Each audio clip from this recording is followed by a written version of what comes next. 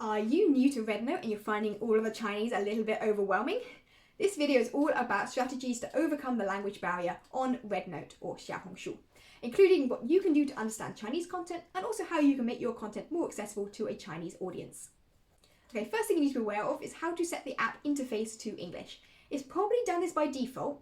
However, it might not have done. So if it hasn't, you need to go into the settings, general settings, and then languages, and then select English. And don't forget to click save in the top right corner to save that language preference. That will then change the app interface into English. So for example, the menu items, things like that will appear in English. It does not change anything else on the app. You may also see there, if you have an iPhone, I think they're rolling this out to Android soon, I hope, is the ability to have it automatically translate post content into English. It's also under the language settings. Turn that on if you want to make sure that other people's posts and content and comments and things are being translated for you.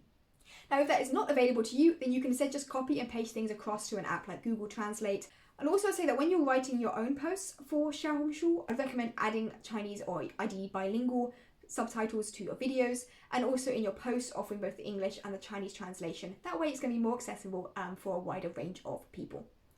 Okay, and I also want to briefly mention the computer version of Xiaohongshu. I have a whole video that works you through how to use the computer app in a lot more detail elsewhere on my channel. But it's like an hour-long live stream, so it's a bit long. But basically, if your phone app does not yet have the translation auto-translate feature enabled, you can use the computer app instead.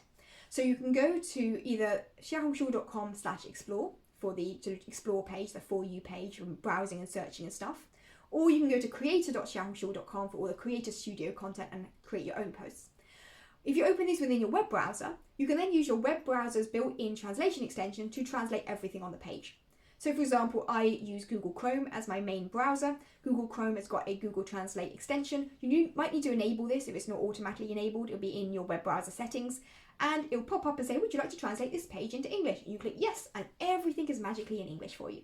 So I'd really recommend using that on the computer app if you are struggling with the phone app and everything being in Chinese.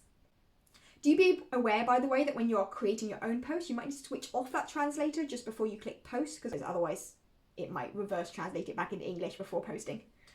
Okay, so that was just some quick tips and strategies for overcoming the language barrier on RedNote. I hope you found that helpful. If you did, don't forget to like and subscribe.